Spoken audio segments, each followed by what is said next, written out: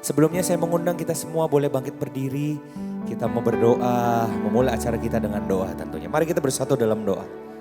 Ya Tuhan Allah Bapa kami yang bertahta di dalam surga, yang kami sembah di dalam nama Yesus. Saat ini Tuhan, hanya satu kerinduan kami boleh berjumpa denganmu di tempat ini Tuhan. Kami boleh menikmati hadirat-Mu Tuhan. Kami boleh kembali Tuhan diingatkan Tuhan. Kami boleh kembali dijamah hati kami agar kami mengerti betapa besarnya, tingginya, luasnya dan dalamnya kasih Tuhan bagi kami. Terima kasih Tuhan, sesuai janji-Mu, siapakah atau apapun tidak ada yang dapat memisahkan kami dari kasih-Mu ya Yesus. Terima kasih buat hari yang luar biasa Tuhan. Terima kasih karena kasih setia-Mu sampai selama-lamanya tetap setia Tuhan.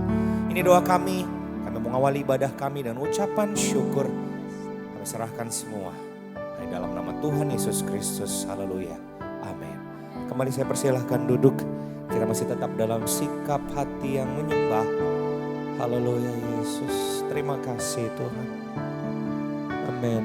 Amin. Amin. Amin. Amin Yesus. Oh kasih-Mu Tuhan. Biarlah mengalir pagi ini Tuhan. Memenuhi setiap hati. Memenuhi bejana hidup kami. Oh haleluya Yesus. Haleluya Tuhan. Mengalir kasih Allah dari tempat yang maha tinggi. Oh Tuhan Yesus, memenuhi kami, memenuhi kami, meluap Yesus. Haleluya Tuhan. Amin Tuhan. Shikira baragara ya namaste. Karabora nama shikira gara ya lalala. Kami tinggikan nama-Mu Yesus. Oh Yesus, nama-Mu yang ajaib. Haleluya Yesus. Amin, amin, amin. Terima kasih Tuhan. Kasih setia-Mu yang kurasakan lebih tinggi dari langit biru. Kebaikan-Mu yang telah Kau nyatakan lebih dalam dari lautan. Berkat-Mu yang telah ku terima sempat membuatku terpesona. Apa yang tak pernah ku pikirkan, itu yang Kau sediakan bagiku. Oh, sama-sama katakan, siapakah aku ini Tuhan? Jadi biji mata-Mu. Dengan apakah ku balas Tuhan selain puji dan yang sudah menerima kasih-Nya Tuhan, boleh kita beri tepuk tangan untuk kebaikan Tuhan yang tak pernah putus, yang tak pernah habis. Amin. Haleluya Yesus. kasih setiamu yang ku rasakan lebih tinggi dari langit biru. Kebaikanmu yang tak kau nyatakan, amin, lebih dalam dari lautan. Yesus, berkat-Mu yang telah ku terima, ya Tuhan, sempat membuatku terpesona. Yes, apa yang tak pernah ku pikirkan, ya Tuhan, itu yang Kau sediakan bagiku. Haleluya. Siapakah aku ini Tuhan, jadi biji mata-Mu. Dengan apa, dengan apakah ku balas Tuhan, selain puji dan sembah. Oh Yesus, siapakah aku ini Tuhan, jadi biji mata-Mu. Dengan apakah ku balas Tuhan, selain puji dan sekali katakan, siapakah kami Tuhan, siapakah aku ini Tuhan, jadi biji mata-Mu. Dengan apakah ku balas Tuhan, selain puji dan sembah, selain puji, selain puji dan sembah, selain puji, selain puji dan sembah. Haleluya. Mari menyembah Tuhan untuk kebaikan-Nya, untuk nafas kehidupan, untuk semua kemurahan-Nya, untuk semua berkat-Nya yang tak kita terima. Oh Yesus Tuhan, Kau Allah yang penuh kasih Tuhan, tak pernah berkesudahan, selalu baru setiap hari. Oh haleluya Yesus, Shikira baradara namanse, terpujilah Engkau. Kira bora nama shikira baradara ya.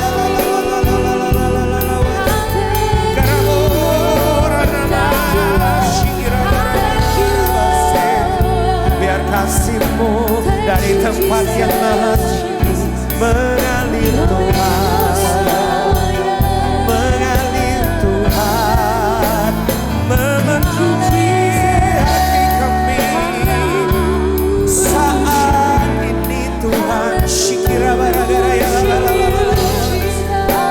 karabora lalagara ya. Yes Yesus Tuhan.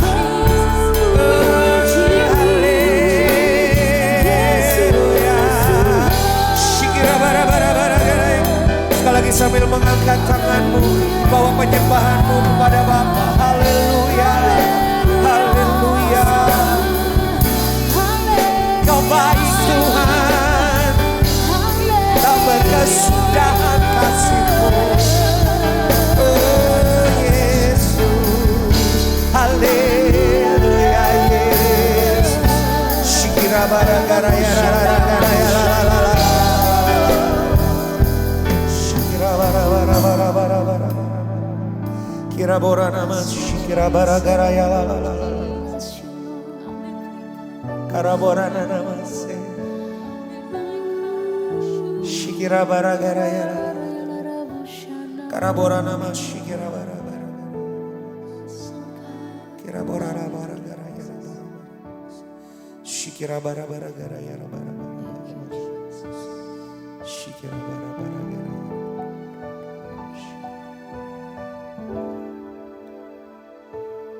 Beri syukur, beri puji, sebab ku tahu Allah bekerja buat kebaikanku. Beri syukur, beri puji, ku yakin rahmat-Mu. Katakan beri syukur, beri puji, beri syukur, beri puji, sebab kami tahu Kau bekerja buat kebaikanku. Beri syukur, Tuhan, beri puji, ku yakin rahmat-Mu besertaku. Mari jemaat Tuhan, saya undang bangkit berdiri, katakan beri syukur, beri puji, sambil mengangkat kedua belah tanganmu. Amin, naikkan syukurmu kepada Bapa. Yesus, beri syukur, beri puji, ku yakin rahmat-Mu besertaku. Haleluya, Tuhan, beri syukur, beri puji, sebab ku tahu Allah bekerja buat kebaikanku. Beri syukur, beri puji, ku yakin rahmat-Mu besertaku.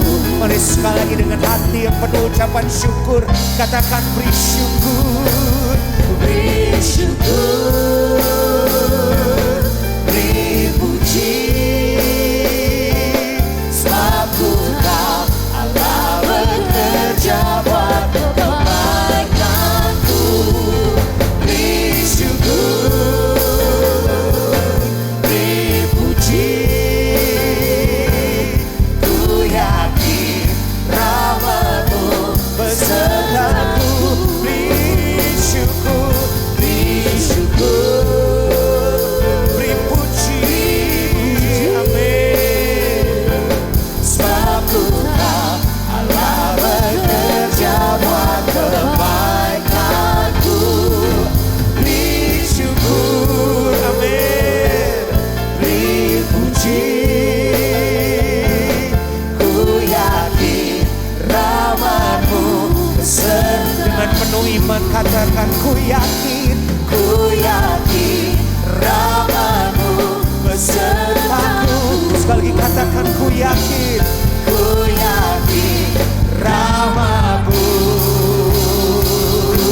besertaku. Beri kemuliaan bagi Tuhan. Amin, haleluya. Lebih lagi, lebih keras lagi, katakan haleluya. Allah El Shaddai, Allah El Shaddai, Jehovah Jireh. Amin, puji Tuhan. Kami mengucap syukur Tuhan. Seperti pujian ini berkata, kami yakin sepanjang umur hidup kami rahmat-Mu besertaku. Terima kasih Tuhan. Semua yang siap memuji Tuhan lebih lagi sama-sama katakan amin. Amin. Sekali lagi beri tepuk tangan bagi Tuhan.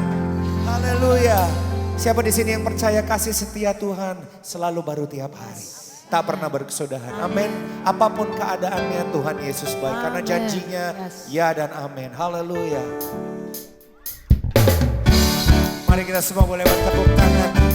Haleluya, sebagai tanda ucapan syukur. Amin.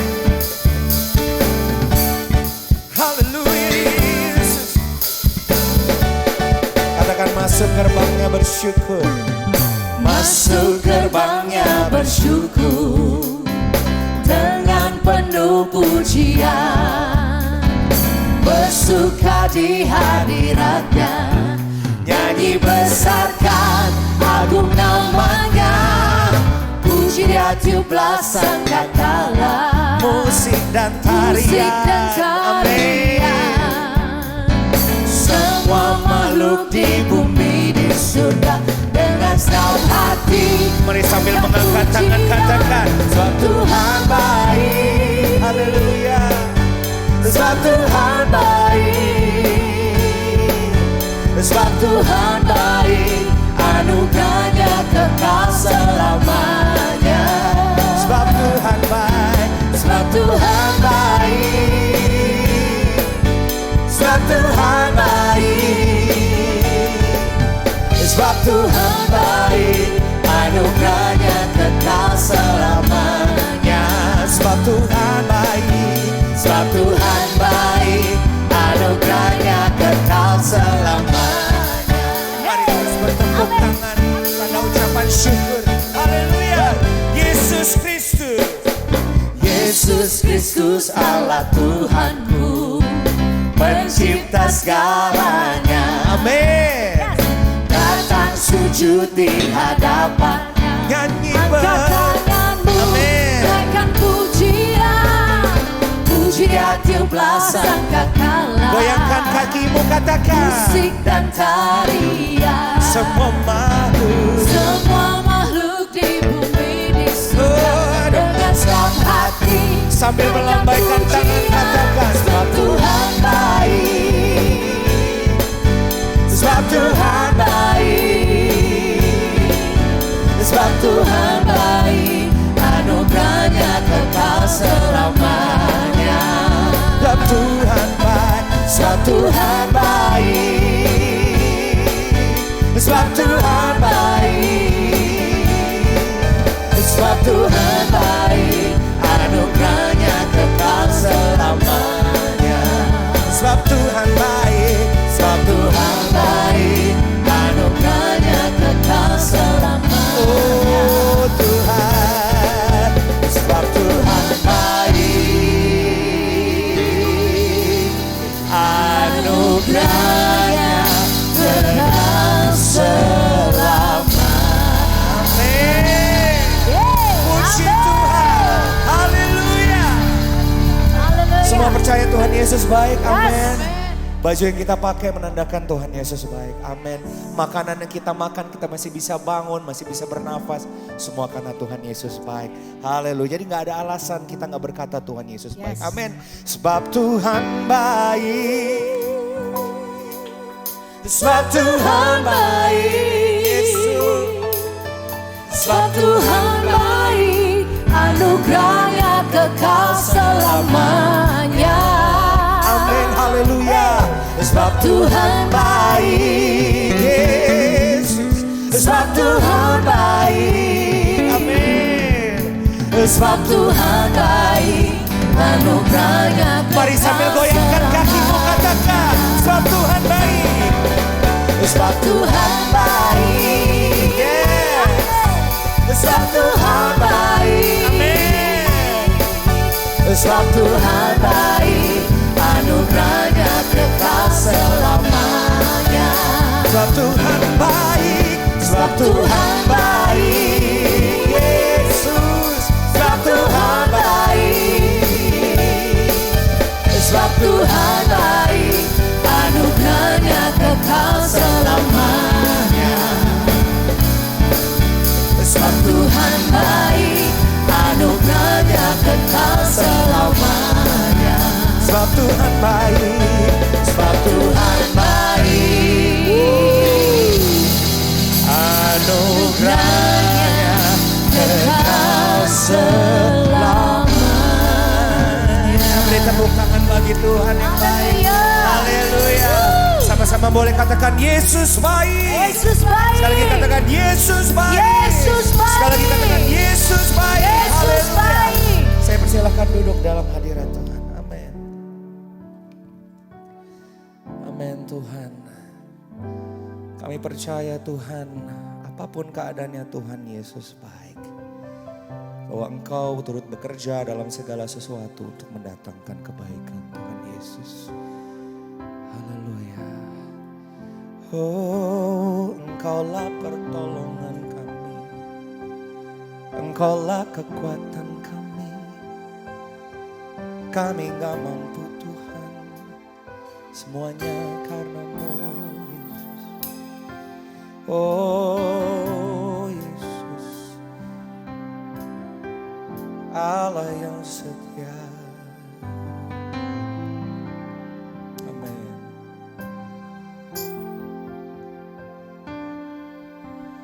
Firman-Mu berkata Kau beserta. Mari katakan dengan iman. Maka kuat roh dan jiwaku. Tangan-Mu Tuhan selalu ku nantikan. Di setiap langkahku percaya. Firman-Mu berkata Kau besertaku. Oh, maka kuat roh dan jiwaku.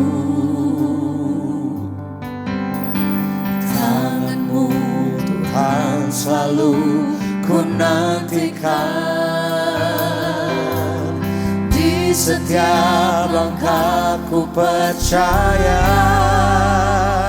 Dengan sayap-Mu ya, ku akan terbang tinggi. Di tengah badai hidup, ku tak menyerah. Kau kekuatan dan perlindungan bagiku. Pertolongan-Mu di tempat maha tinggi. Ku mengangkat tanganku, aku berserah. Kau kami nantikan Tuhan. Kau yang ku sembah. Kau kami sembah. Yesusku, Rajaku. Oh Yesus, firman-Mu Tuhan. firman-Mu berkata Kau besertaku. Maka kuat roh dan Maka jiwaku. kuat roh dan jiwaku. Yes Jesus. Tangan-Mu Tuhan selalu ku nantikan. Di setiap langkahku percaya. Dengan sayap-Mu, oh, ku akan terbang tinggi. Di tengah badai hidup, ku tak menyerah. Kau kekuatan dan perlindungan bagiku. pertolongan-Mu. Haleluya. Di tempat maha tinggi, Ku mengangkat tanganku, aku berserah. Kau ku nantikan, Kau yang ku sembah. Yesusku, Rajaku. Mari coba Tuhan saya undang kembali bangkit berdiri. Kita nyanyikan lagu ini dengan iman. Katakan, sayap-Mu ku akan terbang tinggi. Di tengah badai hidup, ku tak menyerah. Kau kekuatan dan perlindungan bagi kami Tuhan. Pertolongan-Ku di tempat maha tinggi.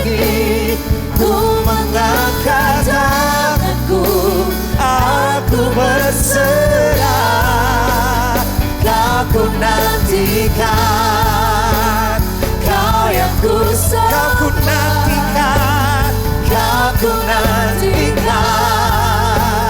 kau yang ku sembah. Kau ku nantikan, amin Tuhan, kau yang ku sembah. Yesus, amin, amin. Mari bawa penyembahanmu, sama-sama berseru panggil nama Yesus.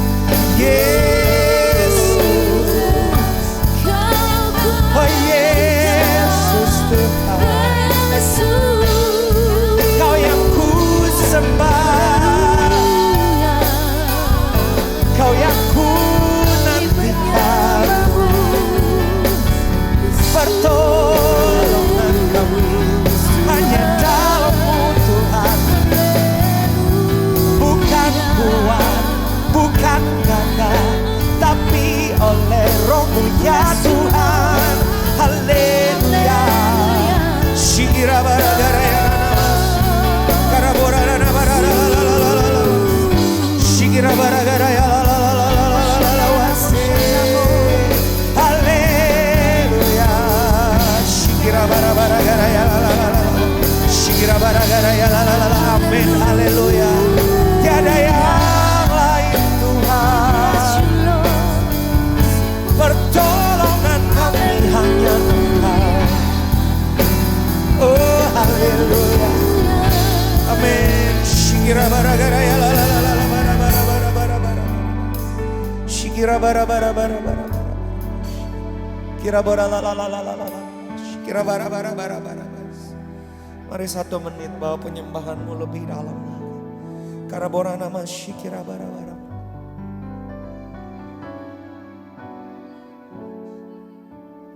Shikira bara gara ya la la la la. Shikira bara bara bara. Haleluya Tuhan, haleluya Tuhan. Shikira bara bara bara bara. Amin, amin, amin. Mari nikmati hadirat Tuhan, karena Ia ada di tempat ini mau menjamah hatimu. Haleluya. Yes Lord, touch Lord, touch our hearts, touch our hearts Lord. Kami nantikan Engkau Yesus. Haleluya, haleluya, haleluya, haleluya, haleluya, Yesus. Amin. Masih tetap dalam hadirat Tuhan, saya persilakan semua boleh duduk. Kita akan mendengarkan kesaksian. Saya persilakan. Shalom Bapak Ibu yang dikasihi Tuhan.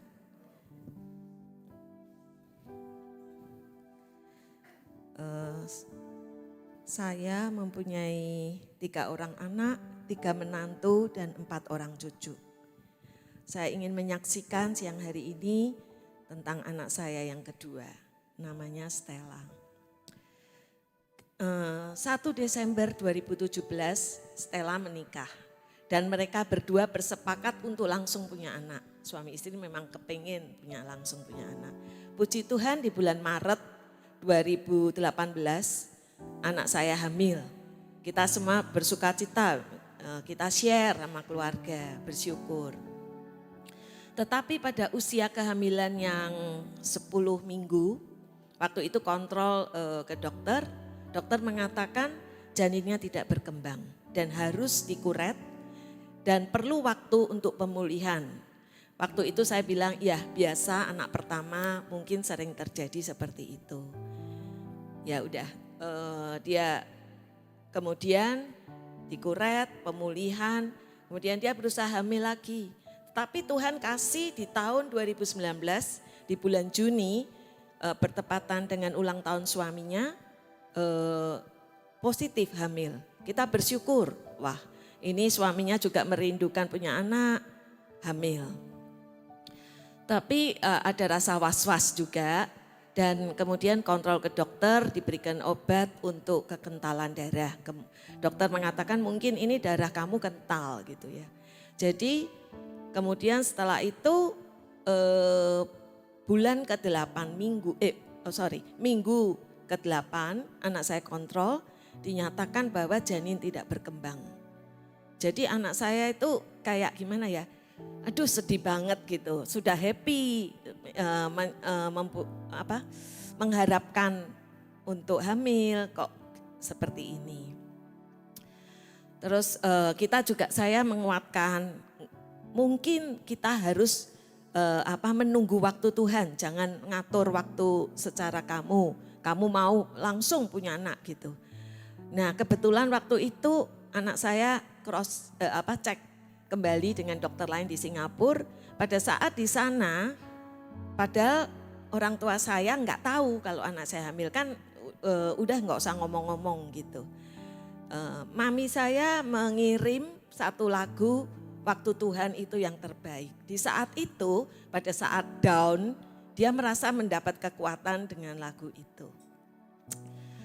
Waktu itu saya lagi di Amerika, jadi saya tidak mendampingi, kemudian kuret lagi, butuh waktu untuk hamil.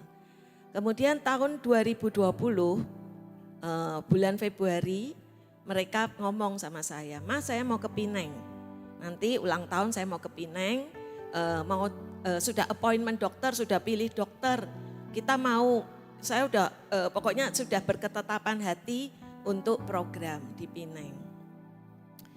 Kemudian pada saat ulang tahun dia akhir Februari, saya mendapat kabar anak saya kembali lagi positif. Dan dengan adanya positif langsung batal dong, ngapain ke dokter ke sana gitu. Batal nih. Tapi puji Tuhan, pada saat itu bulan Maret kita tahu semua COVID melanda dunia juga Indonesia. Kalau seandainya anak saya pergi, bagaimana pulangnya ya, kita pikir 3 bulan lah, 6 bulan, ternyata sampai 2 tahun lewat kita mengalami COVID. Dan kemudian tahun 2021 bulan Juli, anak saya yang ketiga menikah, adiknya. Waktu itu ciciknya ngomong, ya udah kalau memang Tuhan mau kasih kamu dulu, kamu duluan, nggak usah ditunda-tunda gitu. Karena si adiknya sering ngomong sama saya, "Ma nggak enak lah kalau nggak cicik dulu, mesti kan harus cicik dulu baru saya." Saya bilang, ya kita nggak tahu Tuhan mau kasih siapa dulu gitu. Nah pada bulan Oktober 2021 anak saya kasih tahu saya, "Ma, saya mau program tapi di sini aja gitu." Ya udah nggak apa-apa, Mama dukung doa. Nah bulan Oktober itu, November anak saya dokter hasilnya bilang positif, tapi ada tapinya. Melihat histori kamu, tunggu sampai 12 bulan. Karena keguguran 8 minggu, 10 minggu, jadi harus melewati 12 minggu. Kemudian seminggu kemudian anak saya karena anak saya ketiga di Singapura waktu itu ngabarin, "Ma, aku gak berani ngomong di grup. Jadi cuman ngomong sama mama bahwa aku positif."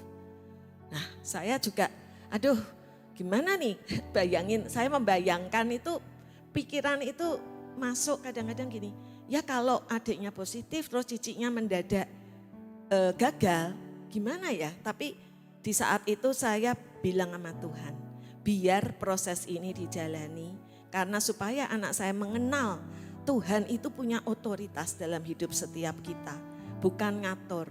Karena waktu itu anak saya juga saat pandemi itu, beberapa teman hamil. Terus dia bilang, "Kenapa ya? Tuh selalu yang hamil tuh bilang bersyukur, puji Tuhan."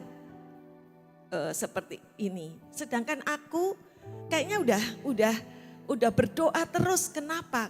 Kok kayaknya Tuhan gampang ngasih orang lain, kenapa aku enggak? Saya bilang, cari jawaban dari Tuhan dengan melekat sama Tuhan. Nanti kamu tahu Tuhan maksudnya apa. Benar dalam saat kelemahan, pada saat dia buka YouTube, waktu itu banyak hamba Tuhan bicara di YouTube. Selalu dia mendapat kekuatan. Jadi di saat-saat itu mereka berdua belajar berserah, angkat tangan, tanda menyerah kepada Tuhan. Karena segala sesuatu mereka belajar itu otoritas Tuhan. Apalagi untuk seorang bayi, keturunan itu kalau enggak dari Tuhan tidak mungkin. Kemudian lewat sampai berjalan 12 minggu. Tetapi melalui hari lepas hari itu begitu banyak tekanan dan banyak juga mujizat yang dia alami. Jadi setiap hari itu dia share sama saya, dia dapat ini, dia bilang ini, Tuhan ngomong gini. Sampai satu hari itu saya lagi pergi sama suami saya ke Labuan Bajo. Terus kemudian anak saya saatnya kontrol, terus dia bilang, "Mah," dia nangis terus, "Mah, ini yang saya rasakan 2 kali kehamilan seperti ini. Apakah ini saya harus ngerasakan ketiga kali?" Saya bilang, "Udah berdoa aja, bilang sama Tuhan, aku gak sanggup. Kalau memang harus dijalani, Tuhan kasih kekuatan buat kamu, gak usah bilang aku gak sanggup," gitu. Di saat saya di Labuan Bajo, saya lagi di tengah laut gitu kan naik kapal gitu. Terus ada ke pinggir, saya lihat ke atas karena orang-orang pada bilang lihat ke atas itu fenomena alam. Saya lihat itu matahari dikelilingi oleh sinar yang kayak cincin gitu. Saya melihat itu. Terus sebentar lagi saya lihat pelangi. Jadi sepertinya Tuhan itu menunjukkan janjinya tuh ya dan amin melalui alam. Saya bilang sama anak saya, nggak usah khawatir, kalaupun terjadi apa-apa, janji Tuhan itu ya dan amin. Saat itu anak saya bilang, ya mengaminkan. Dia bilang, ya udah berserah sama Tuhan. Saya ada kelewatan. Tahun 2020 waktu anak saya mau ke Singapura. 2020 janjinya sama dokter untuk ke Singapura. Itu anak saya hamil lagi, jadi nggak jadi ke sana karena COVID.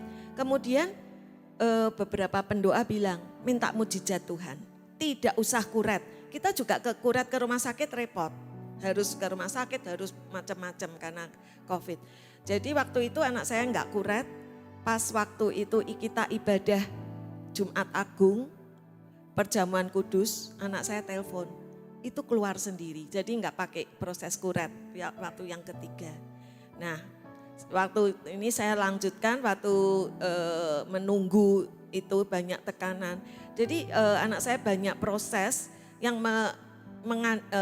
mengajar dia untuk mengandalkan Tuhan, bukan apa kata manusia. Karena anak-anak zaman sekarang sukanya cari di Google. Karena ini, oh saya kurang makan ini, oh saya harus minum ini gitu-gitu ya. Jadi saya bilang, kayaknya kita nggak boleh ngandalin Google. Tuhan itu cemburu, jadi kamu harus ngandalin Tuhan di atas segala-galanya. Kemudian puji Tuhan 2022 bulan Juli kemarin 2 anak saya melahirkan, 1 laki dan 1 perempuan. Cucu saya 1 laki. Berdekatan waktunya hanya 2 minggu. Jadi happy ya anak saya dua-duanya. Yang 1 nggak usah ngelangkai cicinya karena cicinya melahirkan duluan tanggal 1 Juli, adiknya baru mengikuti. Sampai hari ini saya melihat bahwa setiap kita punya banyak masalah, pengharapan. Biarlah kita tetap punya iman yang teguh, punya pengharapan yang teguh di dalam Tuhan dalam menantikan janji Tuhan dalam hidup kita. Baik pemulihan ekonomi, pemulihan keluarga maupun kesehatan kita. Demikian juga biarlah apa yang dialami keluarga saya juga boleh menjadi berkat buat kita semua. Terima kasih, Tuhan Yesus memberkati. Mari kita berdoa dan mohon untuk bangkit berdiri. Terima kasih Bapa, kami sungguh bersyukur untuk kasih setiamu. Rahmat-Mu baru setiap pagi. Bahkan Engkau Allah yang berdaulat atas setiap kehidupan kami. Kami sungguh bersyukur memiliki Engkau Allah yang hidup. Betapa Engkau sudah memberikan janji-janji-Mu kepada setiap kami. Keinginan kami Engkau berikan kepada setiap kami. Tinggal setiap kami taat atau tidak. Untuk itu Tuhan, Kau lihat wanita-wanita-Mu di tempat ini. Biarlah ketaatan dan kesetiaan kami kepadamu Engkau senantiasa teguhkan di dalam setiap kami. Terima kasih Bapa. Kami bawa wanita-wanita-Mu Tuhan. Bahwa Engkau adalah gembala yang hidup. Gembala yang baik atas kehidupan kami. Engkau yang menuntun setiap langkah kaki kami. Walaupun ada permasalahan sekalipun yang kami tahu Engkau yang pegang kendali atas hidup kami. Bahkan Tuhan, gada dan tongkat-Mu lah yang menuntun setiap kami. Bahkan kami percaya wanita-wanita-Mu di tempat ini hanya mempunyai kebajikan dan kemurahan saja yang mengikuti setiap kehidupan kami. Terima kasih, dan kami tetap tinggal di dalam rumah Tuhan. Bahkan ada tugas bagi setiap wanita-wanita-Mu untuk kami melakukan kehendak Bapa. Panggilan setiap kami boleh lakukannya. Maka Tuhan, apa yang bagian kami lakukan, bagian-Mu Engkau lakukan bagi setiap kami. Terima kasih kami bawa keluarga kami. Terima kasih untuk pemulihan yang Kau sudah berikan kepada setiap kami. Terima kasih untuk wanita-wanita-Mu menjadi istri yang tunduk kepada suami. Supaya apabila ada suami yang tidak taat oleh kelakuan daripada istrinya, boleh diselamatkan. Terima kasih Tuhan, bahkan hati Bapa kembali kepada hati anak-anak. Seorang durhaka akan masuk di dalam pikiran orang benar, dan Tuhan, keselamatan-Mu datang untuk setiap kami. Terima kasih Tuhan, kami berdoa untuk bangsa kami, Engkau memberkati Tuhan. Bahkan dari Sabang sampai Merauke, Miangas sampai Pulau Rote, kami percaya lawatan Allah ada di dalamnya. Ada penuaian besar terjadi atas bangsa kami. Setiap lutut akan bertelut, setiap mulut akan mengaku bahwa Yesus adalah Tuhan. Terima kasih Tuhan. Pada siang hari ini Engkau telah utus Ibu Pendeta Julita Manik. Terima kasih Tuhan. Kami percaya wanita-wanita-Mu mau mendengarkan firman-Mu. Biarlah Tuhan telinga kami boleh mendengar dengan baik-baik. Karena firman Tuhan yang keluar dari mulut Allah tidak akan kembali dengan sia-sia.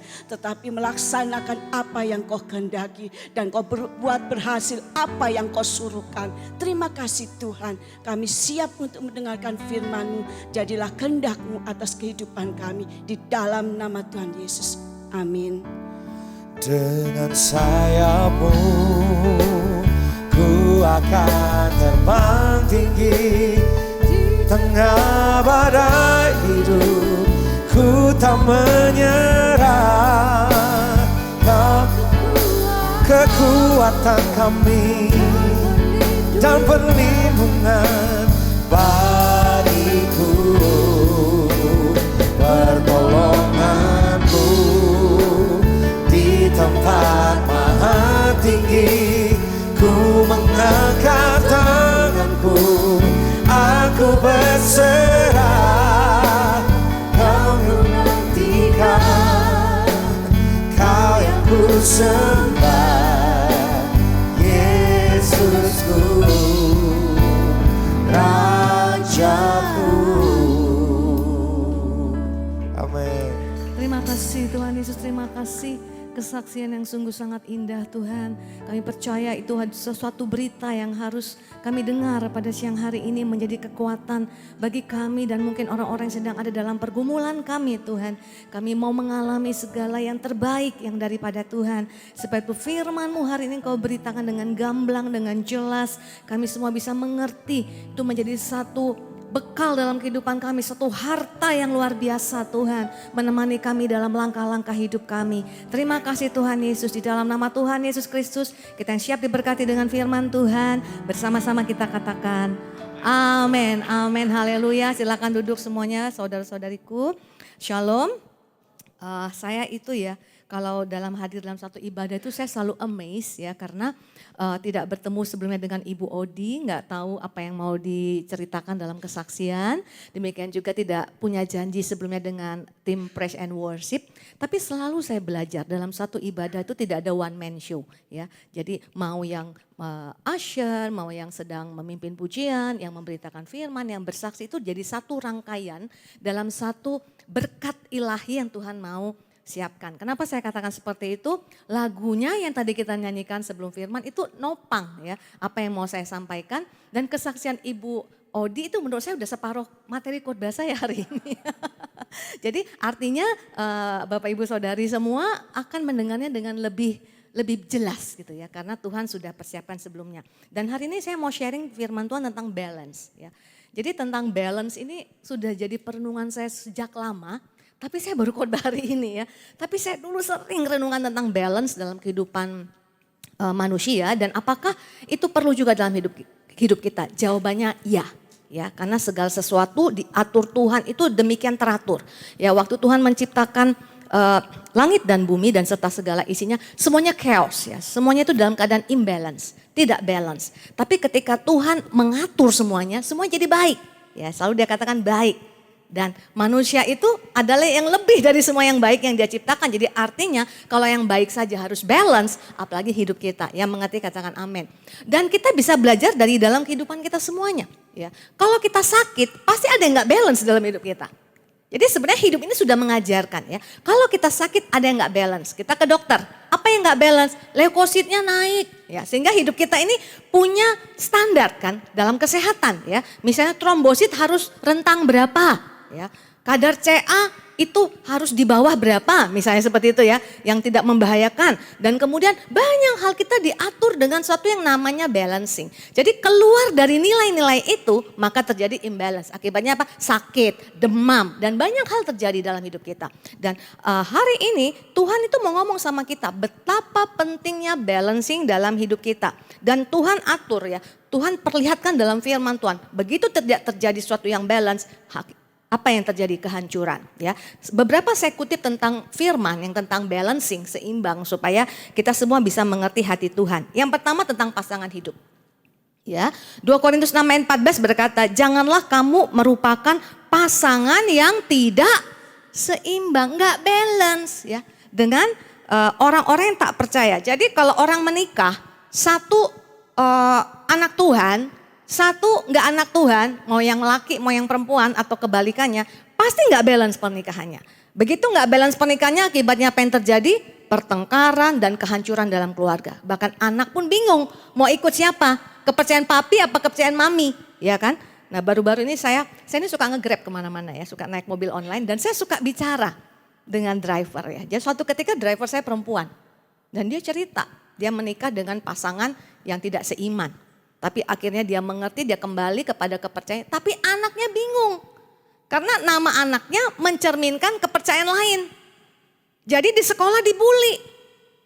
Jadi akibatnya anaknya bilang, boleh nggak aku ditunda dibaptis? Karena supaya dia seolah-olah dia sesuai dengan namanya, kepercayaannya begitu. Jadi saudara bisa bayangkan, itu bisa sampai ke anak. Ya. Apalagi nggak seimbang. Orang Kristen pun bisa nggak seimbang. Misal, yang perempuan suka pelayanan. Yang pria Kristen tapi gak mau pelayanan. Memang waktu jatuh cinta kan segala sesuatu indah kan saudariku ya. Semuanya enak dan si cowoknya mungkin bilang, enggak apa-apa, it's okay gitu kan. Tapi ini kalau diterusin ini air mata. Karena apa? Tarik-tarikan. Dan banyak kali cerita yang terjadi adalah yang tertarik adalah yang tadinya melayani menjadi tidak melayani. Tidak bisa membawa pasangannya yang tidak melayani dan itu air mata. Ya saya ingat waktu saya dulu masih mahasiswa, padahal udah ikut Tuhan, udah ikut pemahaman Alkitab, udah melayani menggebu-gebu, jatuh cinta sama orang yang kekristenannya dipertanyakan. Kristen tapi kayak orang ateis. Saya dipanggil, nah waktu itu saya ikut pemahaman Alkitab tuh jadi ada istilah ibu PA, pemahaman Alkitab. Ada lagi nenek PA gitu ya. Jadi ada keturunan-keturunannya gitu ya. Jadi saya dipanggil sama nenek rohani saya.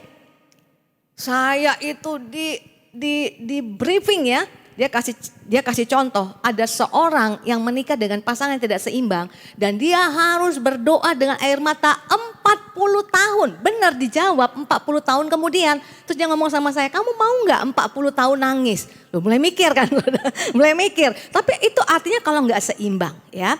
Bahkan dalam Ulangan pasal 7 ya kelihatannya itu gak make sense ya. Tapi bahkan kehidupan tuh diatur Tuhan supaya seimbang. Waktu orang Israel mau masuk tanah Kanan kan harus perang.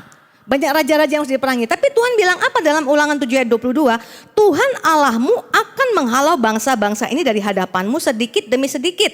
Engkau tidak boleh membinasakan mereka dengan segera. Gak boleh langsung hancurin semuanya. Walaupun mengalahkan lawan itu baik. Karena apa? Yang terjadi kalau kamu lakukan itu, kamu bisa menang karena kamu ada di dalam nama Tuhan. Tapi binatang hutan menjadi terlalu banyak melebihi engkau. Mereka itu belum punya kemampuan mengolah tanah itu. Kalau orang yang harus mengolah tanah itu walaupun itu musuh mereka dihabiskan semuanya, akibatnya yang tambah banyak di sana adalah binatang. Dan akibatnya binatang itu akan melebihi jumlah daripada manusia. Bayangkan, untuk keseimbangan alam pun Tuhan pikirkan. Jadi sebelum saya masuk saudariku, jadi artinya apa? Tuhan mau semuanya itu seimbang. Masuk dalam titik yang namanya equilibrium. Ya, firman Tuhan dalam Kejadian 8 ayat 22, ini artinya buktinya keseimbangan. Selama bumi masih ada, takkan berhenti-henti musim menabur dan menuai. Kalau sudah menabur pasti menuai. Ya. Dan kemudian ada dingin dan panas. Ya, paling kita bisa lihat itu kalau negara 4 musim. Musim salju, ya winter, itu kan gak bisa tanam apa-apa. Tanda-tandanya sudah mulai kelihatan waktu musim gugur. Tapi walaupun orang gak bisa aktivitas, gak bisa menanam tanaman, bukan berarti itu idle atau nganggur. Karena musim dingin itu adalah masa persiapan untuk keseimbangan tanah.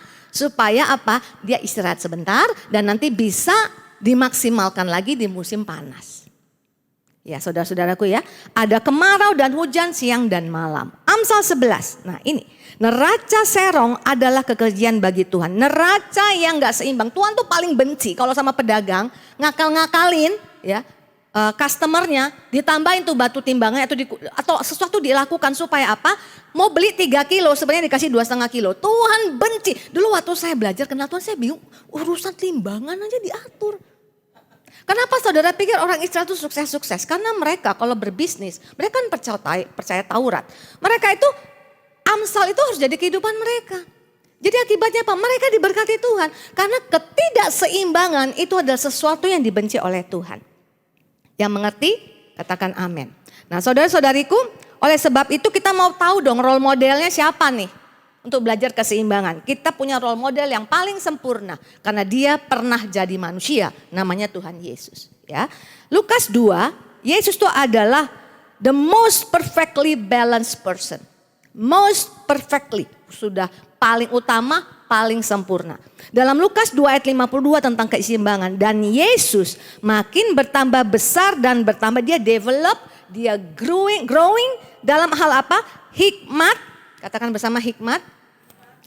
Besarnya dikasih oleh Allah, dikasihi manusia. Jadi 4 hal ini kita harus selalu jaga keseimbangan. Harus growing ya. Nggak boleh hanya salah satu. Ya, kenapa banyak keluarga yang kacau? Kenapa ada bisnis yang kacau? Kenapa di dalam pelayanan dalam kehidupan kita kelihatan kita melayani Tuhan kacau? Karena pasti terjadi ketidakseimbangan. Kita tuh punya nilai-nilai seperti kalau tadi leukosit, HB, itu ada nilai-nilai yang mungkin tidak selalu sama, tapi itu menjadi satu patokan yang harus ada dalam hidup seorang manusia. Ya kan gak sama kan saudara, kalau trombosit itu kan nanti bisa sampai berapa gitu ya, gede angkanya. Tapi nanti angka yang lain tuh kelihatan kecil-kecil gitu ya. Tapi artinya itu harus ada dalam kehidupan manusia. Jadi dalam hal apa kita harus seimbang, titik keseimbangan kita dalam hal makin bertambah hikmat, pengetahuan, ya growing intellectually. Ya, kemudian kita juga tambah besar secara physically, jadi secara fisik juga harus seimbang. Ya. Fisik yang gak seimbang akan membuat sekalipun kita kaya raya, apa gunanya kalau kita sakit-sakitan. Ya kan saudariku ya. Kemudian apa? Tambah dikasih Allah. Ya, jadi develop spiritually. Secara spirit juga berkembang. Ya, kemudian tambah dikasih manusia. Develop socially. Jadi kalau ini ada, kita mengerti ini perlu kita belajar, maka kita hari demi hari ya, hari demi hari kita makin menuju kepada titik keseimbangan kalau ada sesuatu yang tidak seimbang dalam hidup kita. Nah saudara-saudaraku, kita mau belajar tentang apa yang pertama kali? Intellectual balance. Berarti harus ada pertumbuhan, growing di dalam pengetahuan. Ya. Nah saudara-saudara, milikilah hati yang mau diajar. Pengetahuan itu bisa banyak di mana-mana. Nanti saudara akan lihat dari ayat Alkitab. Pengetahuan untuk kita mengatasi banyak masalah dalam hidup kita. Itu bertebaran di mana-mana. Tapi kalau punya hati yang gak mau diajar, maka pengetahuan itu lewat aja begitu. Ya, Markus 13. Nah luar biasanya Tuhan tuh gak selalu bilang gini loh. Kalau Tuhan lagi mau ngajar ya. Menurut misalnya Yeremia, menurut kan dulu kan kitab-kitab kan dari Taurat. Tidak selalu. Jadi Tuhan bisa ajar kita seperti tadi yang dikatakan oleh Ibu Odi. Ibu lihat pelangi ya Bu ya. Langsung ingat apa? Pelangi di Alkitab itu melambangkan janji Tuhan. Ini tuh artinya apa? Alam Seluruh yang ada di alam semesta ini dipakai Tuhan untuk ngajar kita. Tapi itu akan terjadi kalau kita punya dasar sebelumnya firman Tuhan. Jadi kita ngerti, waktu sekeliling kita tuh ngajar, kita tahu. Ya kan, tadi kan dikatakan oleh anaknya Ibu Odi, aku udah doa. Artinya segala sesuatu yang sesuai dengan firman aku sudah lakukan. Tapi kok belum terjadi ya, kok orang lain kayaknya gak terlalu sungguh-sungguh, gak pakai doa-doa, lancar tuh gitu ya. Jadi artinya ketika ada hal-hal yang mungkin bukan secara firman Tuhan, tapi ketika Tuhan Yesus berkata, tariklah pelajaran dari perumpamaan tentang pohon ara. Disuruh belajar dari apa? Pohon ara. Disuruh lihat dari apa? Kehidupan yang ada di alam semesta. Pohon ara. Ini kan Tuhan lagi ngomong ya tentang akhir zaman, tentang banyak hal. Dia banyak belajar, suruh kita belajar dari alam. Ya, apabila ranting-rantingnya melembut dan mulai bertunas, kamu tahu bahwa musim panas sudah dekat. Loh, kalau itu aja kamu tahu kata Tuhan, kan musim panas sudah dekat atau musim dingin sudah dekat. Orang kan harus prepare. Ya, kalau musim panas sudah dekat, artinya siap-siap nih. Mungkin harus nabur, harus melakukan segala sesuatu untuk tanaman, tuayan, segala macam. Harus ada persiapan. Itu aja kamu tahu kata Tuhan. Ya, ayat 29 demikian juga jika kamu lihat hal-hal itu terjadi, ketahuilah bahwa waktunya sudah dekat, sudah di ambang pintu. Jadi artinya kalau sudah mulai ngeliat peperangan ada di mana-mana. Ya, Covid tiba-tiba melanda ya, sampar mungkin dulu disebutnya, kita kan dulu udah nganggap remeh lah, sampar ya kan udah ketemu obatnya, ternyata ada sampar yang lebih mengerikan lagi. Jadi kalau itu semakin terjadi berarti kamu harus tahu waktunya sudah semakin dekat. Jadi Tuhan pakai apa? Alam. Ya seperti tadi Tuhan pakai kepada Ibu Odi itu kan jadi membuat damai sejahtera ya Bu ya. Ibu jadi lebih bisa menasihati anak juga dengan hati yang lebih punya hikmat. Karena apa? Banyak yang ngajarin kita. Kita gak kekurangan guru Bapak Ibu Saudaraku. Ya. Dan karena pengetahuan itu begitu limpah ya. Maka dia bukan hanya nunggu kita ngerti. Dia cari kita mau diajar. Masalahnya punya hati yang mau diajar apa enggak. Manusia itu condong gini loh. Kalau mau dengar ajaran aja dari mimbar. Itu milih-milih orang loh. Kalau pendetanya gak hebat-hebat banget. Gak mau denger. Ternyata ini bukan hanya gereja karismatik Pak, saya pelayanan di daerah gerejanya non karismatik. Itu pengerjanya ngomong gini loh sama saya. Jadi di non gereja karismatik aja, kalau gereja karismatik kan itu kan seolah sesuai dengan kemakmuran, prosperity, pendeta kaya-kaya kan gitu kan. Nah kalau di gereja non karismatik kan biasanya nggak seperti itu. Itu kalau pendeta datang naik motor dengan pendeta datang naik mobil, beda loh penerimaannya. Jadi kalau udah beda penerimaannya berarti kalau berdiri di mimbar penerimaannya pasti beda kan. Jadi artinya gini, ini kan sudah terbalik-balik. Sementara Tuhan bilang even dari ranting pun kamu bisa belajar. Jadi kalau saudara sudah ngerti ini, ayo mulai sekarang tobat ya. Milikilah hati yang mau diajar. Kalau lagi, nah saya juga perhatikan begini. Dulu kan di KOF ya, Komsel. Saya kan juga suka kesaksian apa yang saya dapatkan dari Tuhan. Dan yang saya saksikan itu saya beritakan juga di mimbar. Kalau saya khotbah. Tapi anehnya kalau saya saksi di CG, di KOF. Itu dampaknya gak seluar biasa kalau saya berdiri di mimbar. Aneh kan? Harusnya kan kalau saudara kan mungkin bisa bayangkan. Enak sekali ya pendeta yang terkenal itu ya. Jemaat-jemaat yang dia gembalakan tiap hari bisa mendengarkan perkataannya. Tunggu dulu. Kalau dia gak berdiri di mimbar dengan keren.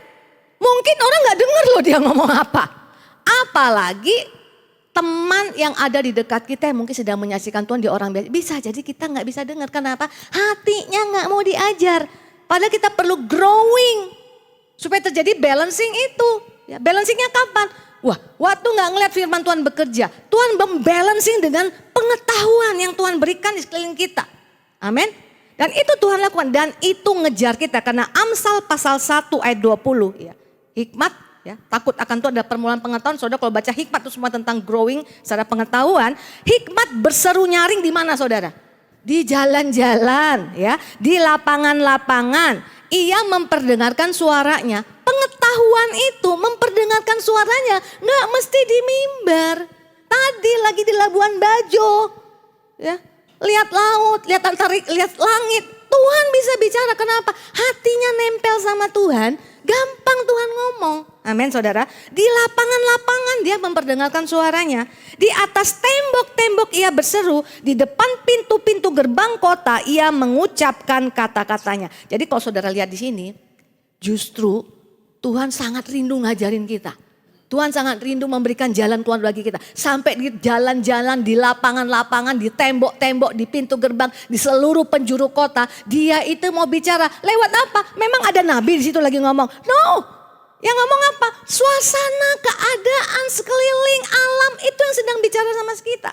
Dan kalau kita mengerti ini, mungkin Bapak Ibu Saudara punya pergumulan untuk anak. Doa sama Tuhan. Supaya apa? Tuhan, mungkin dia udah gak dengar perkataanku. Tapi tolong dia punya hati yang mau diajar Tuhan. Supaya dia bisa dengar itu hikmat yang berseru di lapangan-lapangan.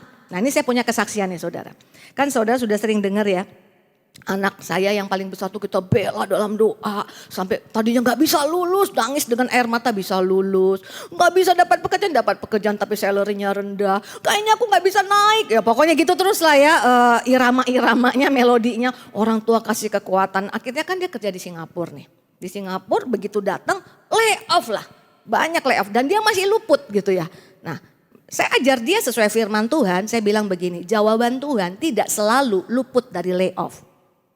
Kalau kamu meletakkan jawaban Tuhan atas itu, maka kamu akan kecewa nanti ketika kamu di layoff. Artinya apapun yang terjadi dalam hidupmu, Tuhan, God will take care you. Jadi kalau kamu di layoff, jangan takut. Jadi kayak ketakutan kan, kapan giliran saya, kapan giliran saya. Jadi 8 orang satu tim, tinggal 3 orang Bapak Ibu Saudara. Dan dia itu yang paling baru masuk ke sana. Harusnya kan dia duluan yang di layoff. Ini orang lain lebih berpengalaman di layoff. Saya bilang jangan pernah ukur dari situ. Tapi setiap kali ada lagi pergumulan, aduh gak sanggup. Jadi kalau dia udah pulang tuh udah lagi stres dia tuh. Ya. Bukan saya suruh dia pelayanan supaya dia deket sama Tuhan. Kita udah bingung cara ngomongnya. Bapaknya punya banyak hikmat, udah ngomong susah. Maksudnya bukan susah, bukan dia gak mau. Kayaknya tuh gak masuk gitu loh. Wah akhirnya kita doa saja sama Tuhan. Tuhan kau bisa pakai segala cara. Selalu saya ngomong gitu. Tuhan kau dan aku gak akan merasa direndahkan. Kalau anakku bisa berubah karena dengar orang lain. Aku harus rela. Jadi aku juga punya hati yang harus mau diajar. Bahwa orang lain akan ngajar anakku. Tahu gak saudaraku apa yang terjadi? Kemudian dia telepon kita. Dia ngomong gini. Dia lagi bingung-bingung. Lagi stres dengan pekerjaannya. Dia pergi ke planetarium. Nah planetarium di Singapura. Kan planetarium kan. Ini kita kan galaksi Bima Sakti ya kalau nggak salah ya. Dikasih lihat dulu bumi di mana, tata surya kita di mana, matahari pusatnya. Dan ternyata galaksi kita ini sangat kecil dibanding galaksi-galaksi lain yang ada di seluruh di bawah langit ini. Terus kemudian ininya ngomong gitu ya.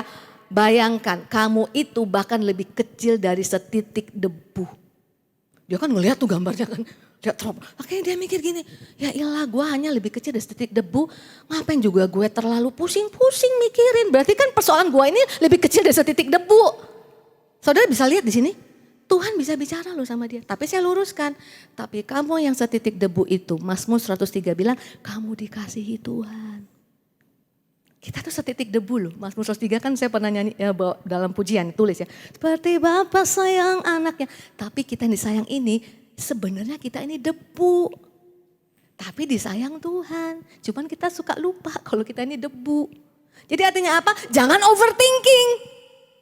Ayo belajar lagi lebih kenal ya. Jadi kalau kita masih ngerasa aku kekurangan hikmat, percayalah Tuhan senang mengajar kita. Yakobus 1 ayat 5. Tetapi apabila di antara kamu ada yang kekurangan hikmat, hendaklah ia memintakannya kepada Allah yang memberikan kepada semua orang dengan murah hati, generous.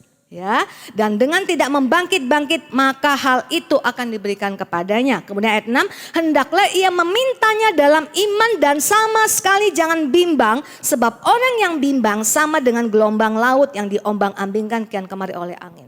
Minta sama Tuhan, Tuhan ajar aku, Tuhan tolong aku. Ini masalah dalam keluarga. Ya, katakanlah kita kalau secara fisik kita sakit kan harus disembuhkan. Ya, aku butuh hikmat, tolong aku ajar aku. Percayalah hikmat itu yang akan ngejar kita. Karena Tuhan beri dengan murah hati. Kemarin ada salah seorang di gereja kami, salah seorang leader itu lagi susah hati ya. Karena apa? Dia masuk usia pensiun. Jadi bulan 2 diumumkan dia pensiun. Bulan Maret pensiun, bulan 2 dikasih tahu. Padahal anak ada 3, 1 baru kuliah, 2 lagi belum.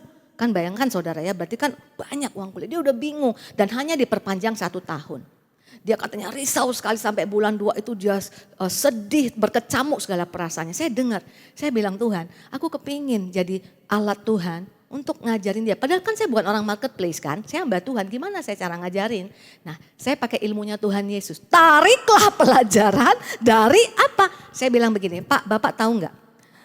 Bahkan karena saya baru dengar dari suami saya bahas-bahas tentang apa yang dia lihat gitu ya, dia baca. Ternyata kalau orang pensiun itu nggak kerja apa-apa, cepat sakit, cepat meninggal. Jadi jangan mau pensiun, jangan mau pensiun. Artinya harus ada yang kita kerjakan. Mungkin bukan di kantor kita, tapi ada harus kita kerjakan. Nah tiba-tiba saya ingat itu kan pelajaran dari alam. Biologi tubuh kita, kalau kita nggak bekerja, nggak ada tanggung jawab, nggak ada yang kita kejar, kita cepat sakit. Kemudian kita kehilangan pengharapan, nggak ada sesuatu target di depan, maka kita akan cepat habis. Jadi saya bilang sama beliau ini, Pak jangan takut. Bahkan alam mengajarkan kita kalau kita nggak punya pekerjaan kita sakit. Apa Tuhan mau kita sakit? Nggak mau kan? Tuhan pasti buka. Tuhan pasti kesempatan baru. Mungkin nanti ada klien yang dulu pernah jadi klien, mau buka pabrik, ajak Bapak. Percayalah, jangan bimbang. Jadi saudara-saudaraku yang hari ini kau mungkin sedang menangis, ya, kau butuh hikmat yang daripada Tuhan supaya kau balance dalam kehidupanmu, mintalah kepada Tuhan, dia akan generous. Ya. Bisa lewat leader-leader kita, orang lain sekeliling kita. Dan kalau ada orang yang kesaksian di Komsel, jangan punya telinga yang tertutup. Karena Tuhan bisa mengajarkan dari hal-hal yang simpel. Saya pernah saksi waktu saya lagi nangis tuh anak saya yang sekarang di Singapura itu saudara ya. Bagaimana Tuhan supaya bangkitkan iman dia bisa lulus, dia gak desperate gitu ya. Waktu itu dia masih S1. Saya dapat kekuatan dari siapa? Dari orang yang lagi kesaksian habis doa di gereja saya. Dia ngomong tentang kue nastar. Dia beli kue nastar, temannya orang gak percaya beli kue nastar, dikirim pakai online yang sama. Nyampe temannya punya hancur, dia gak hancur. Terus dia ngomong dengan polosnya, ternyata Tuhan pun memelihara kue nastar saya. Waktu dia ngomong itu bicara sama saya.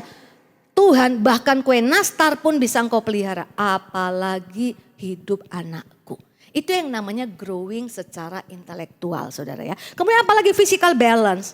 Kalau physical balance itu saudara udah tahu lah ya. Makanan, pandemi kan ngajar kita. Makanan sehat saudara udah tahu. Exercise saudara tahu. Tapi apa yang paling sering diabaikan oleh manusia sehingga membuat tubuhnya gak balance. Itu namanya rest, istirahat. Ya, padahal tubuh kita perlu istirahat. Karena waktu kita tidur itu adalah pemulihan dari kita sudah pakai sekian jam.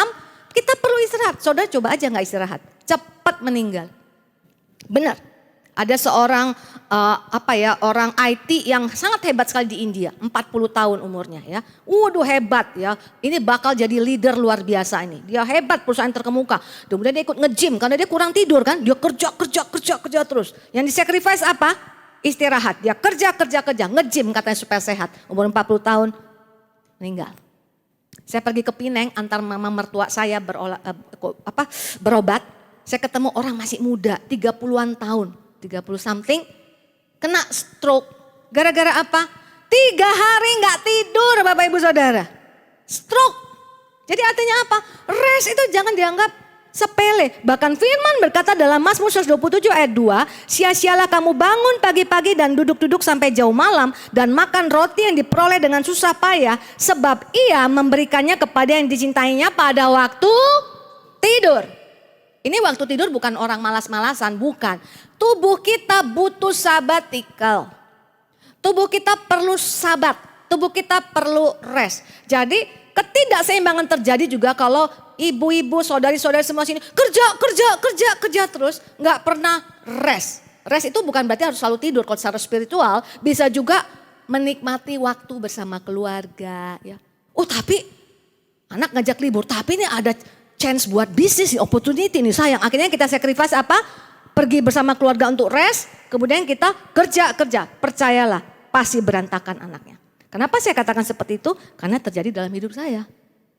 Saya percaya apa yang terjadi dalam anak saya.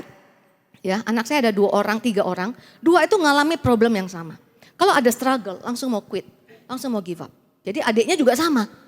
Ya, yang cecenya kan tadi kan nggak bisa lulus. Ternyata udah dia selesai, adiknya juga sama gitu ya. Jadi saya 2 kali ngalami hal seperti itu, Bapak Ibu Saudaraku.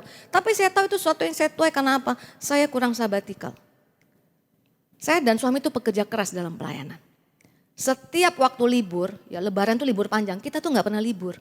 Karena apa? Gereja kami gereja kecil, kalau semua libur siapa yang ada di gereja?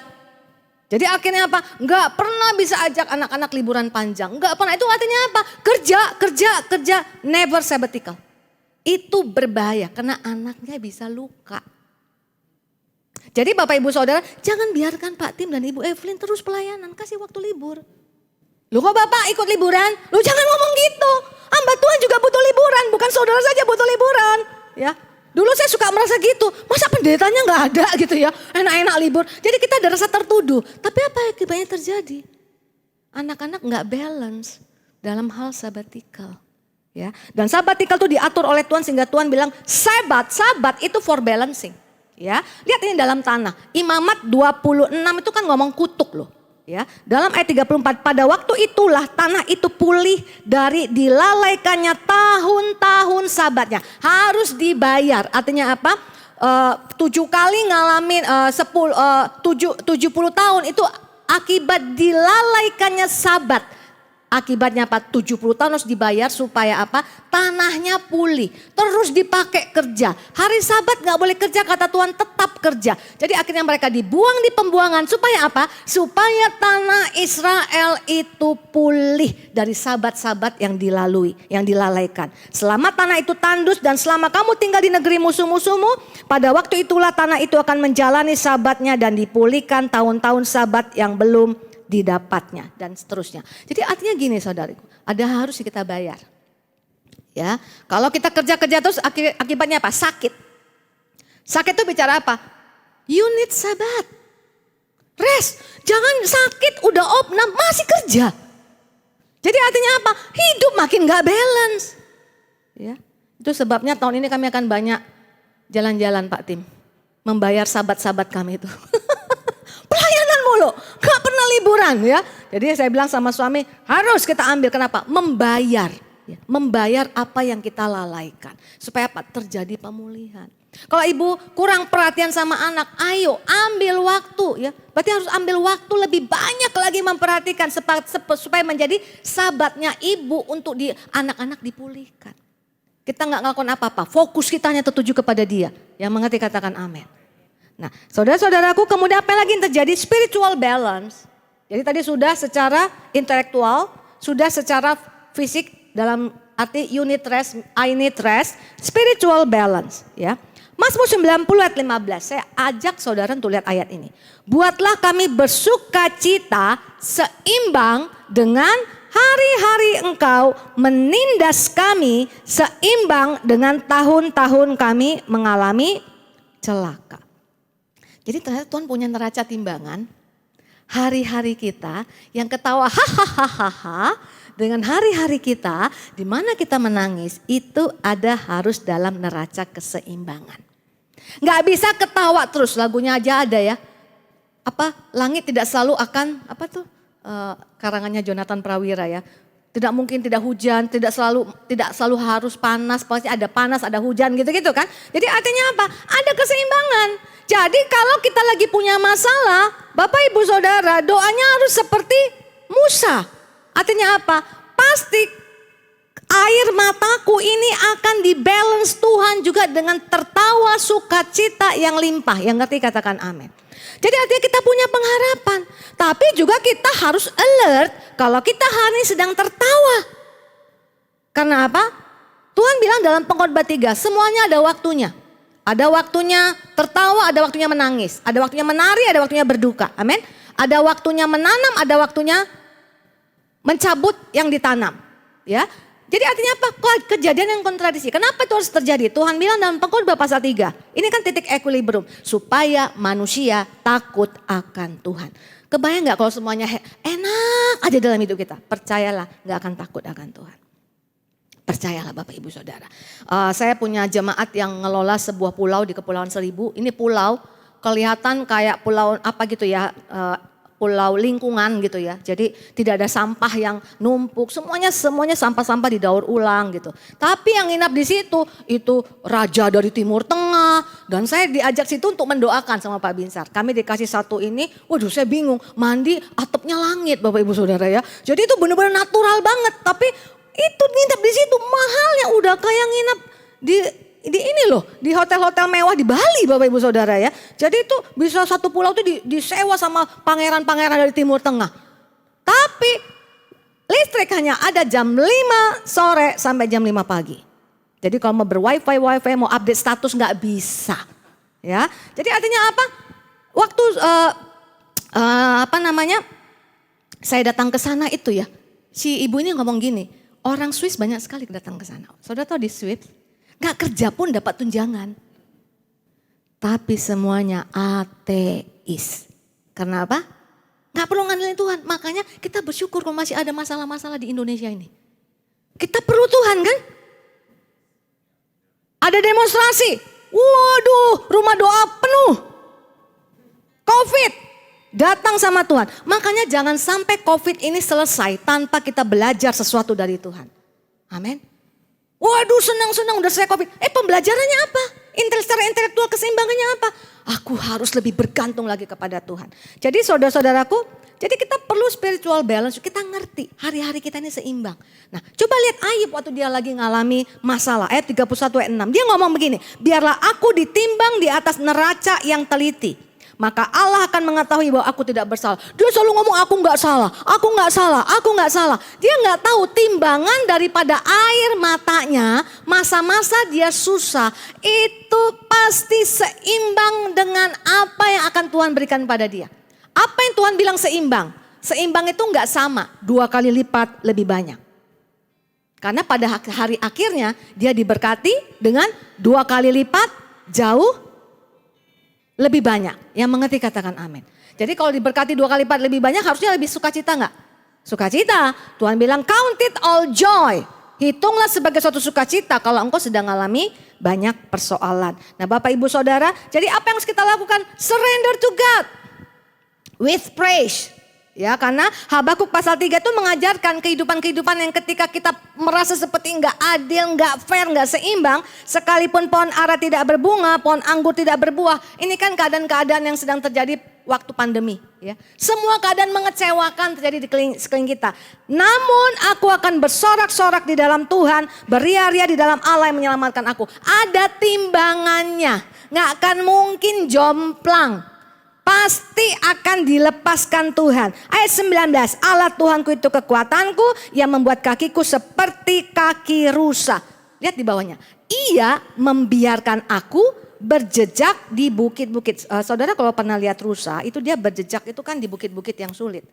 Dibiarkan Tuhan. Ada persoalan seperti dibiarkan Tuhan.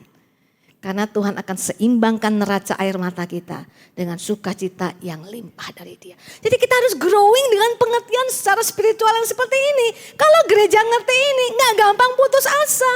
Saya kalau ngeliat jemaat saya punya masalah ya. Karena saya ngerti ini, saya mikir gini, semakin berat masalahnya, semakin saya kayak mau merinding gitu ya. Apa yang mau Tuhan kerjakan dalam hidup dia ya? Pasti ada sesuatu yang luar biasa sekali.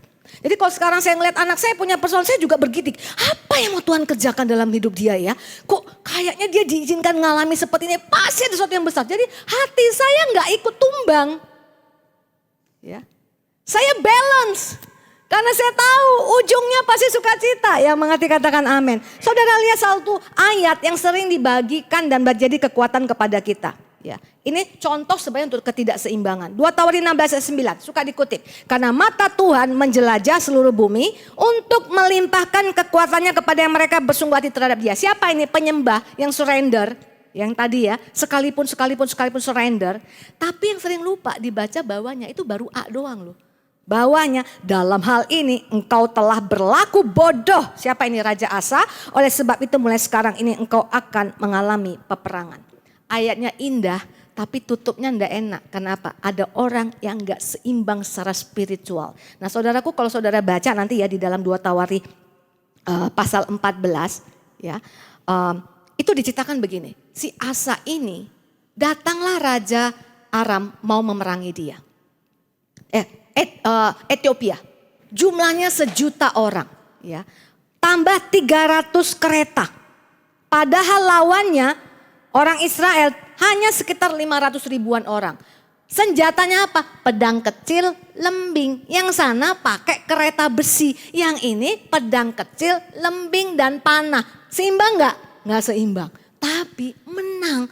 Itu latar belakang dia. Dan berikutnya dia mau diserang. Yang ayat ini keluar mau melawan Raja Israel. Yang jauh kekuatannya lebih kecil dari Raja Ethiopia. Dia lupa. Jadi secara spiritual dia nggak pernah tumbuh. Ditolong Tuhan gak pernah tumbuh. Akibatnya ketika ada persoalan dia minta tolong sama Raja Aram untuk menolong dia melawan Israel. Keluarlah ayat ini. Sesungguhnya mata Tuhan itu tertuju kepada orang yang sungguh-sungguh. Dalam hal ini engkau berlaku bodoh kata Tuhan. Jangan mau jadi orang bodoh, amin. Kita mau tumbuh. Kalau dulu aku sudah ditolong, ke depan aku juga pasti ditolong. Karena Tuhan itu gak pernah kayak manusia. Belajar les piano 3 bulan, belajar gitar 3 bulan, susah give up. Ya kemudian belajar bahasa Jepang 1 bulan, give up keluar. Tuhan itu kalau sudah melakukan sesuatu pasti akan menyelesaikan sampai pada akhirnya. Jadi kalau dulu aku ditolong, ke depan juga aku akan ditolong. Yang terakhir, social balance. Saudara ya. Jadi jangan cuma ke Tuhan. Secara sosial nggak balance, ini juga akan jadi penyakit. Ya, 2 Korintus 8:12 ini pendahuluannya tentang memberi. Memberi tapi bukan harus selalu uang, bisa juga dalam kasih. Ya, sebab jika kamu rela untuk memberi, maka pemberianmu akan diterima. Kalau pemberianmu itu berdasarkan apa yang ada padamu, bukan berdasarkan apa yang tidak ada padamu. Ayat 13 penting. Ya, sebab kamu dibebani. Ya, memberi itu kan kayak beban. Dibebani bukanlah supaya orang lain mendapat keringanan. Bukan supaya orang yang lemah dapat keringanan walaupun kelihatan kita menolong. Tetapi supaya ada keseimbangan. Ya, ayat 14. Maka hendaklah sekarang ini kelebihan kamu mencukupkan kekurangan mereka. Agar kelebihan mereka kemudian mencukupkan kekurangan kamu. Supaya sama-sama ada keseimbangan. Jadi kalau saudara ngerti ini, gak ada manusia yang punya semua kelebihan dalam hidup dia. Pasti ada kelebihan dan kekurangan. Apapun itu. Jadi gereja yang benar gak boleh semua isinya adalah orang yang kaya saja, orang yang tidak ada masalah saja, orang yang sukses saja. Harus ada keseimbangan, harus ada orang yang lemah di sana, harus ada orang yang gagal di sana, harus ada orang yang sakit di sana. Bukan hanya orang yang sembuh, karena apa? Sehatan kita bisa menyembuhkan orang yang sakit. Tapi orang yang sakit bergumul ini juga dia punya sesuatu yang bisa memberkati kita. Artinya Bapak Ibu Saudara harus punya mindset. Bukan hanya kita memberi, kita juga harus mau diberi. Ini yang susah. Biasanya kalau kita hidupnya serba ada cukup, kita gak kurang punya hati untuk diberi oleh orang lain. Artinya belajar dari orang lain yang kurang dari kita. Gereja yang benar harus ada balancing ini. Karena apa? Harus ada saling memberi. Nah, saya mau ceritakan. Ada jemaat saya sakit kanker. Ya. Tapi yang saya bingung, sakit kankernya ini, dia tuh kalau lagi keadaan baik, dia kan asyar. Dia minta dijadwal. Padahal kita tuh udah gak tega mau jadwalin dia. Kadang-kadang salaman gitu ya, badannya anget.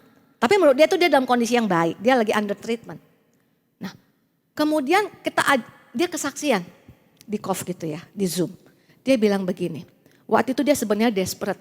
Waktu tahu aku kan setia melayani Engkau Tuhan. Tapi kok izinkan aku ngalami kanker. Anakku ini masih kecil-kecil.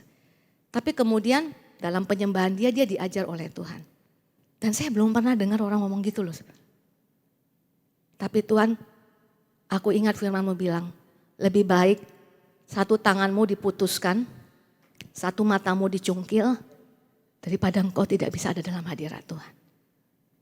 Dia waktu itu kanker usus, jadi ususnya itu kemungkinan akan dipotong. Lebih baik ada yang hilang dari tubuhku. Lebih baik walaupun aku kelihatannya menderita.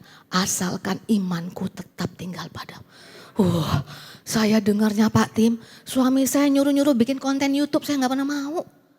Gak pernah Pak. Saya orang yang gak tertarik untuk hal seperti itu. Saya pikir itu bukan panggilan saya. Itu panggilan orang lain. Tapi begitu saya dengar dia ngomong ini. Saya bilang saya harus buat satu konten untuk menceritakan ada worship your God with your cancer.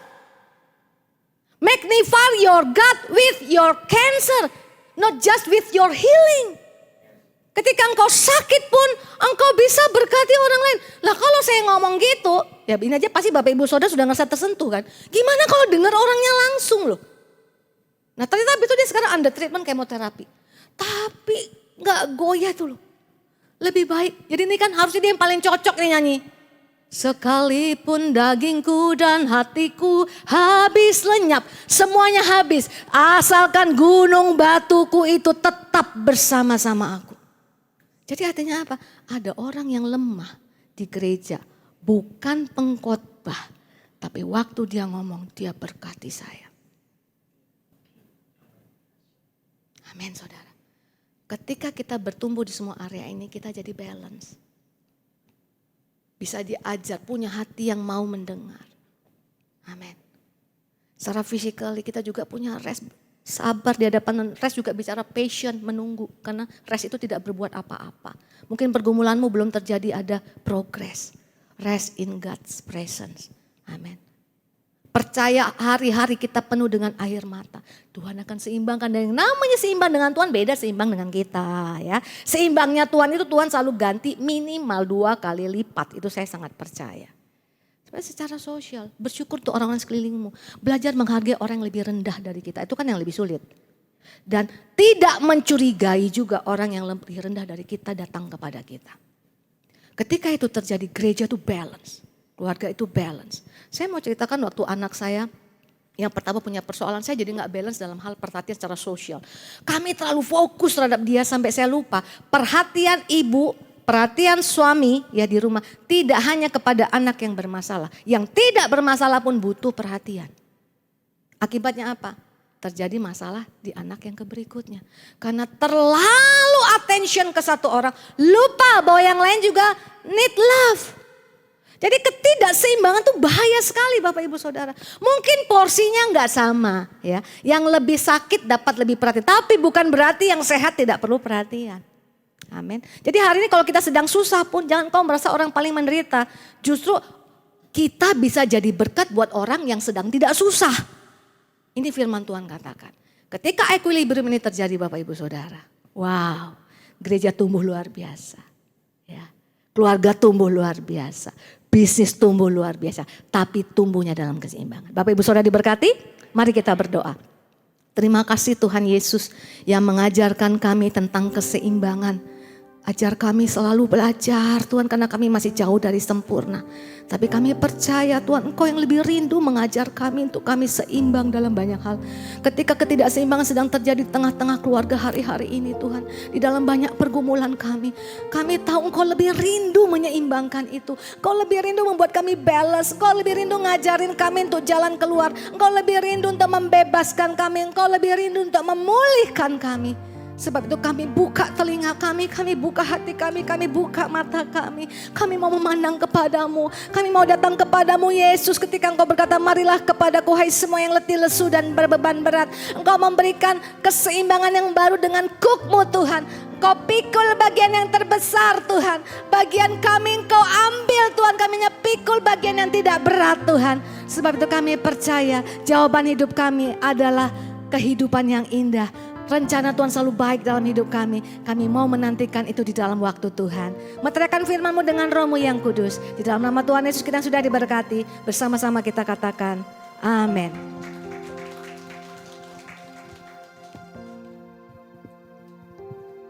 Haleluya. Terima kasih Ibu Judita Manik boleh menjadi alatnya Tuhan untuk menyampaikan firman bagi kita semua hari ini. Dan biarlah kita yang sudah mendengarkan jangan berhenti di mendengar saja, tapi boleh jadi pelaku firman. Haleluya. Puji Tuhan, hari ini pengumuman untuk esok hari ada ibadah tengah minggu 15 Maret 2023 via Zoom yang akan dimulai jam 8 malam. Dan kita semua akan dilayani oleh Bapak Ikhwan Cahyadi. Jadi mengundang Bapak Ibu yang hadir hari ini boleh turut bergabung dalam ibadah Zoom esok hari jam 8 malam. Lalu untuk hari Minggu 19 Maret 2023 Sunday Service jam 10 pagi on-site. Oke, kita akan dilayani oleh Ibu Pendeta Indri Pardede. Jadi mengundang juga untuk hadir jam 10 pagi di City of Love Church di Sampurna Strategic tanpa harus perlu mendaftar. Lalu untuk minggu depan ibadah Woman of Love tanggal 21 Maret 2023. Mengundang kembali semua yang hadir hari ini sambil mengundang juga mungkin bisa mengajak rekan, sahabat, teman, anak untuk datang di tempat ini. Kita akan dilayani oleh Bapak Pendeta Jesse Lantang jam 11 pagi bertempat di tempat ini apartemen Senayan City Residence lantai mezanin. Saat ini kita akan memberikan persembahan kita di amplop-amplop yang ada di bangku Bapak Ibu Saudara sekalian. Sebelumnya mari kita boleh bersatu di dalam doa. Ya Tuhan Allah Bapa kami yang bertahta di dalam surga, kami mau belajar memberi hari ini Tuhan. Bukan supaya kami diberi, tapi karena kami telah diberi. Biarlah sesuai yang kau gerakkan di hati kami boleh dengan rela dan sukacita kami boleh memberi Tuhan. Semua untuk hormat kemuliaan nama Tuhan Yesus Kristus. Terima kasih Tuhan untuk berkat-Mu, Kau yang menguduskan persembahan kami kembalikan semua ke dalam nama Tuhan Yesus Kristus. Sampai berucap syukur, haleluya. Amin, puji Tuhan, selamat memberi. Oh ya, nanti amplopnya boleh ditaruh di kotak persembahan yang ada di belakang saat kita semua akan meninggalkan ruangan ini. Untuk Anda yang sudah memberi, saat ini saya mengundang kita semua boleh bangkit berdiri. Kita mau akhiri ibadah kita. Kita mau sama-sama katakan, Kau mau memuji-Mu Tuhan. Ku mau memuji-Mu. Ku selalu puji-Mu, ku mau menyembah-Mu, ku selalu sembah-Mu. Kau yang layak terima semua pujian, kemuliaan hanya bagi Tuhan. Kami mau memuji-Mu. Ku selalu puji-Mu, ku mau menyembah-Mu, ku selalu sembah-Mu. Kau yang layak terima semua pujian, kemuliaan hanya bagi Tuhan. Oh, Kau yang layak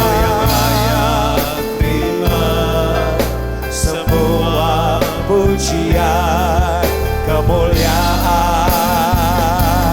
hanya bagi Tuhan. Mari beri sorak-sorai bagi Tuhan. Sekarang kita angkat kedua tangan kita untuk menerima berkat dari Tuhan. Diberkatilah suamimu, diberkatilah anak-anakmu, saudaramu dan orang-orang di sekitarmu. Karena engkau melakukan firman Tuhan. Nama Tuhan ditinggikan melalui kehidupanmu. Terjadi balance dalam kehidupanmu. Kau menjadi berkat buat banyak orang. Dan semua yang kau kerjakan Tuhan menyertai dan Tuhan membuat berhasil. Dan terimalah berkat, kasih kami berlimpah-limpah dari Allah Bapa di dalam anak yang tunggal Tuhan Yesus Kristus. Serta bersama Roh Kudus menyertai kita semua. Mulai saat ini sampai Tuhan Yesus menjemput kita semua dan permai bahkan untuk selamanya. Mari semua yang percaya, semua yang diberkati dan semua yang dikasih Tuhan katakan amin. Terima kasih Bu Julita Manik untuk berkat firman Tuhan yang sangat memberkati. Tuhan Yesus menyertai Pak Binsar juga pelayanan pengembalaan. Tuhan berkati selalu. Bapak Ibu Saudara, Tuhan Yesus menyertai kita semua. Halo, ya.